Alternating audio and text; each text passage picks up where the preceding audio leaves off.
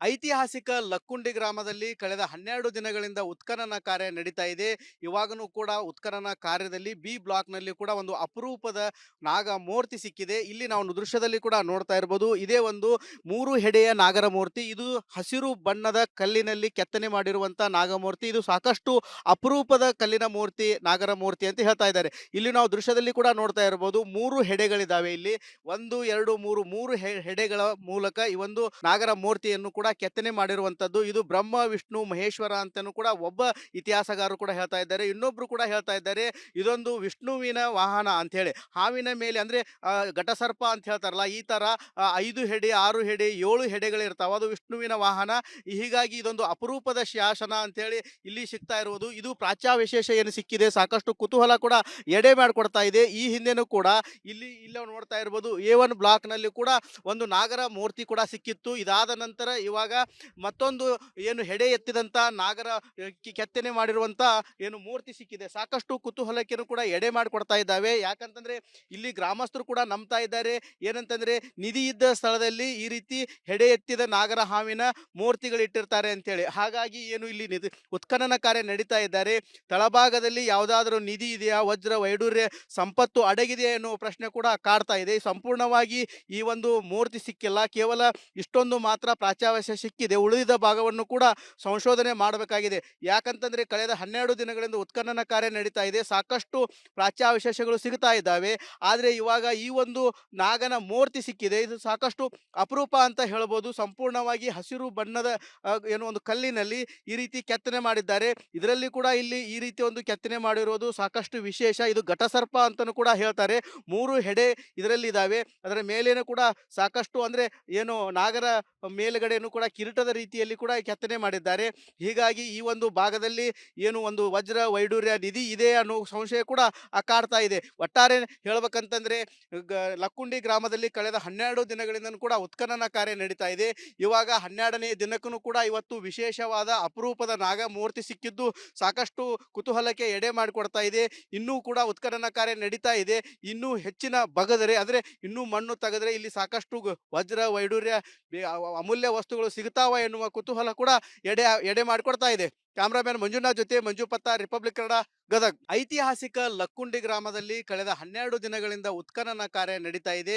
ಇವಾಗನೂ ಕೂಡ ಉತ್ಖನನ ಕಾರ್ಯದಲ್ಲಿ ಬಿ ಬ್ಲಾಕ್‌ನಲ್ಲಿ ಕೂಡ ಒಂದು ಅಪರೂಪದ ನಾಗಮೂರ್ತಿ ಸಿಕ್ಕಿದೆ. ಇಲ್ಲಿ ನಾವು ದೃಶ್ಯದಲ್ಲಿ ಕೂಡ ನೋಡ್ತಾ ಇರ್ಬೋದು. ಇದೇ ಒಂದು 3 ಹೆಡೆಯ ನಾಗರಮೂರ್ತಿ. ಇದು ಹಸಿರು ಬಣ್ಣದ ಕಲ್ಲಿನಲ್ಲಿ ಕೆತ್ತನೆ ಮಾಡಿರುವಂತ ನಾಗಮೂರ್ತಿ. ಇದು ಸಾಕಷ್ಟು ಅಪರೂಪದ ಕಲ್ಲಿನ ಮೂರ್ತಿ, ನಾಗರಮೂರ್ತಿ ಅಂತ ಹೇಳ್ತಾ ಇದ್ದಾರೆ. ಇಲ್ಲಿ ನಾವು ದೃಶ್ಯದಲ್ಲಿ ಕೂಡ ನೋಡ್ತಾ ಇರ್ಬೋದು. 3 ಹೆಡೆಗಳಿದಾವೆ ಇಲ್ಲಿ.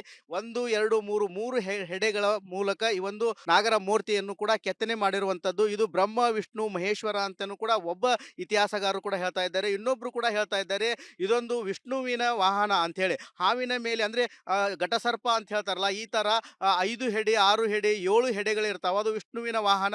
ಹೀಗಾಗಿ ಇದೊಂದು ಅಪರೂಪದ ಶಾಸನ ಅಂತ ಹೇಳಿ ಇಲ್ಲಿ ಸಿಗ್ತಾ ಇರುವುದು. ಇದು ಪ್ರಾಚ್ಯಾವಶೇಷ ಏನು ಸಿಕ್ಕಿದೆ, ಸಾಕಷ್ಟು ಕುತೂಹಲ ಕೂಡ ಎಡೆ ಮಾಡಿಕೊಡ್ತಾ ಇದೆ. ಈ ಹಿಂದೆನೂ ಕೂಡ ಇಲ್ಲಿ ನೋಡ್ತಾ ಇರ್ಬೋದು, A1 ಬ್ಲಾಕ್ ನಲ್ಲಿ ಕೂಡ ಒಂದು ನಾಗರ ಮೂರ್ತಿ ಕೂಡ ಸಿಕ್ಕಿತ್ತು. ಇದಾದ ನಂತರ ಇವಾಗ ಮತ್ತೊಂದು ಏನು ಹೆಡೆ ಎತ್ತಿದಂತ ನಾಗರ ಕೆತ್ತನೆ ಮಾಡಿರುವಂತ ಏನು ಮೂರ್ತಿ ಸಿಕ್ಕಿದೆ. ಸಾಕಷ್ಟು ಕುತೂಹಲಕ್ಕೆ ಕೂಡ ಎಡೆ ಮಾಡಿಕೊಡ್ತಾ ಇದ್ದಾವೆ. ಯಾಕಂತಂದ್ರೆ ಇಲ್ಲಿ ಗ್ರಾಮಸ್ಥರು ಕೂಡ ನಂಬ್ತಾ ಇದ್ದಾರೆ ಏನಂತಂದ್ರೆ ನಿಧಿ ಇದ್ದ ಸ್ಥಳದಲ್ಲಿ ಈ ರೀತಿ ಹೆಡೆ ಎತ್ತಿದ ನಾಗರ ಹಾವಿನ ಮೂರ್ತಿಗಳು ಇಟ್ಟಿರ್ತಾರೆ ಅಂತೇಳಿ. ಹಾಗಾಗಿ ಏನು ಇಲ್ಲಿ ಉತ್ಖನನ ಕಾರ್ಯ ನಡೀತಾ ಇದ್ದಾರೆ. ತಳಭಾಗದಲ್ಲಿ ಯಾವುದಾದ್ರೂ ನಿಧಿ ಇದೆಯಾ, ವಜ್ರ ವೈಡೂರ್ಯ ಸಂಪತ್ತು ಅಡಗಿದೆಯಾ ಎನ್ನುವ ಪ್ರಶ್ನೆ ಕೂಡ ಕಾಡ್ತಾ ಇದೆ. ಸಂಪೂರ್ಣವಾಗಿ ಈ ಒಂದು ಮೂರ್ತಿ ಸಿಕ್ಕಿಲ್ಲ, ಕೇವಲ ಇಷ್ಟೊಂದು ಮಾತ್ರ ಪ್ರಾಚ್ಯಾವಶೇಷ ಸಿಕ್ಕಿದೆ. ಉಳಿದ ಭಾಗವನ್ನು ಕೂಡ ಸಂಶೋಧನೆ ಮಾಡಬೇಕಾಗಿದೆ. ಯಾಕಂತಂದ್ರೆ ಕಳೆದ 12 ದಿನಗಳಿಂದ ಉತ್ಖನನ ಕಾರ್ಯ ನಡೀತಾ ಇದೆ. ಸಾಕಷ್ಟು ಪ್ರಾಚ್ಯಾವಶೇಷಗಳು ಸಿಗ್ತಾ ಇದ್ದಾವೆ. ಆದ್ರೆ ಇವಾಗ ಈ ಒಂದು ನಾಗನ ಮೂರ್ತಿ ಸಿಕ್ಕಿದೆ. ಇದು ಸಾಕಷ್ಟು ಅಪರೂಪ ಅಂತ ಹೇಳ್ಬೋದು. ಸಂಪೂರ್ಣವಾಗಿ ಹಸಿರು ಬಣ್ಣದ ಏನು ಒಂದು ಕಲ್ಲಿನಲ್ಲಿ ಈ ರೀತಿ ಕೆತ್ತನೆ ಮಾಡಿದ್ದಾರೆ. ಇದರಲ್ಲಿ ಕೂಡ ಇಲ್ಲಿ ಈ ರೀತಿ ಒಂದು ಕೆತ್ತನೆ ಮಾಡಿರೋದು ಸಾಕಷ್ಟು ವಿಶೇಷ. ಇದು ಘಟಸರ್ಪ ಅಂತಲೂ ಕೂಡ ಹೇಳ್ತಾರೆ. 3 ಹೆಡೆ ಇದರಲ್ಲಿ ಇದಾವೆ. ಅದರ ಮೇಲೇನು ಕೂಡ ಸಾಕಷ್ಟು ಅಂದ್ರೆ ಏನು ನಾಗರ ಮೇಲ್ಗಡೆಯನ್ನು ಕೂಡ ಕಿರೀಟದ ರೀತಿಯಲ್ಲಿ ಕೂಡ ಕೆತ್ತನೆ ಮಾಡಿದ್ದಾರೆ.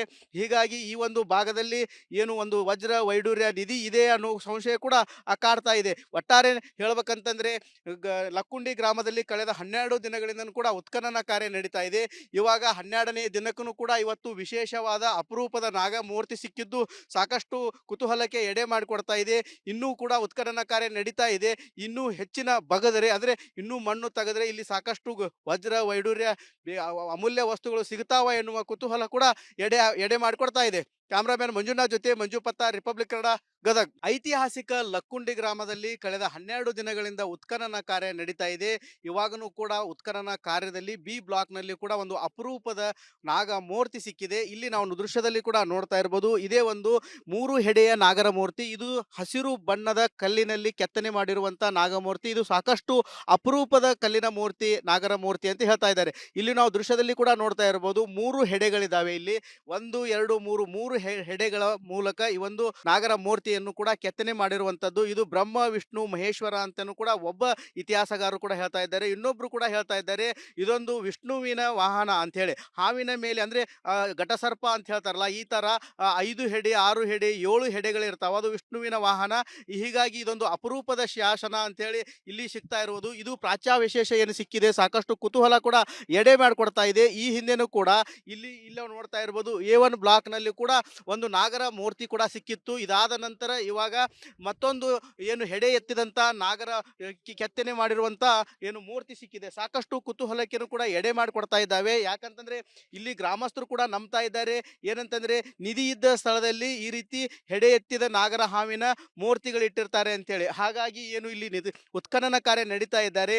ತಳಭಾಗದಲ್ಲಿ ಯಾವುದಾದ್ರೂ ನಿಧಿ ಇದೆಯಾ, ವಜ್ರ ವೈಡೂರ್ಯ ಸಂಪತ್ತು ಅಡಗಿದೆಯಾ ಎನ್ನುವ ಪ್ರಶ್ನೆ ಕೂಡ ಕಾಡ್ತಾ ಇದೆ. ಸಂಪೂರ್ಣವಾಗಿ ಈ ಒಂದು ಮೂರ್ತಿ ಸಿಕ್ಕಿಲ್ಲ, ಕೇವಲ ಇಷ್ಟೊಂದು ಮಾತ್ರ ಪ್ರಾಚ್ಯಾವಶೇಷ ಸಿಕ್ಕಿದೆ. ಉಳಿದ ಭಾಗವನ್ನು ಕೂಡ ಸಂಶೋಧನೆ ಮಾಡಬೇಕಾಗಿದೆ. ಯಾಕಂತಂದ್ರೆ ಕಳೆದ 12 ದಿನಗಳಿಂದ ಉತ್ಖನನ ಕಾರ್ಯ ನಡೀತಾ ಇದೆ. ಸಾಕಷ್ಟು ಪ್ರಾಚ್ಯಾವಶೇಷಗಳು ಸಿಗ್ತಾ ಇದ್ದಾವೆ. ಆದ್ರೆ ಇವಾಗ ಈ ಒಂದು ನಾಗನ ಮೂರ್ತಿ ಸಿಕ್ಕಿದೆ. ಇದು ಸಾಕಷ್ಟು ಅಪರೂಪ ಅಂತ ಹೇಳ್ಬೋದು. ಸಂಪೂರ್ಣವಾಗಿ ಹಸಿರು ಬಣ್ಣದ ಏನು ಒಂದು ಕಲ್ಲಿನಲ್ಲಿ ಈ ರೀತಿ ಕೆತ್ತನೆ ಮಾಡಿದ್ದಾರೆ. ಇದರಲ್ಲಿ ಕೂಡ ಇಲ್ಲಿ ಈ ರೀತಿ ಒಂದು ಕೆತ್ತನೆ ಮಾಡಿರೋದು ಸಾಕಷ್ಟು ವಿಶೇಷ. ಇದು ಘಟಸರ್ಪ ಅಂತಾನೂ ಕೂಡ ಹೇಳ್ತಾರೆ.